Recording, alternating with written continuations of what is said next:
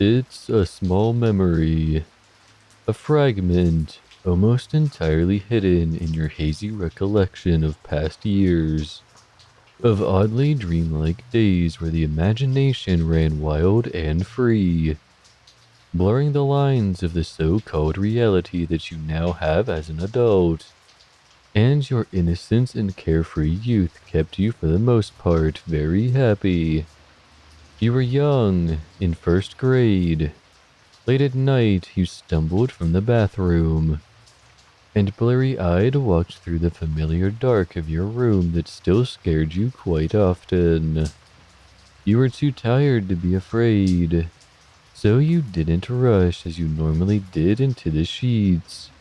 You walked past the slightly dirty window with a view of a dimly lit street below, and you thought you saw somebody in what was maybe a yellow raincoat walking up the street. This began to happen often.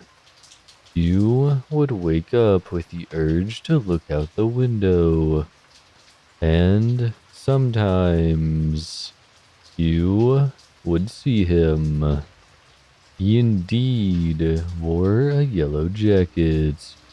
Even on the driest of nights, you'd see this strange man walking up the street in the deadest hour of the night.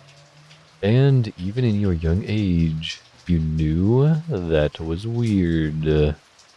You'd watch him for a few seconds, and every time he stopped and looked around, then turned towards your house, and you'd quickly duck under the covers and not come out until morning. Eventually, though, Mom put up blinds, and you stopped looking for the weird man. Days, weeks, months passed. Years went by, rolling like an endless and unstoppable tide. School, friends, hobbies, girls. They all pushed the strange set of memories from your conscious mind. One night, in your senior year of college, you were studying late at the library. When you finally packed it in, you headed out and started to walk home to your apartment a few blocks down, since gas is expensive.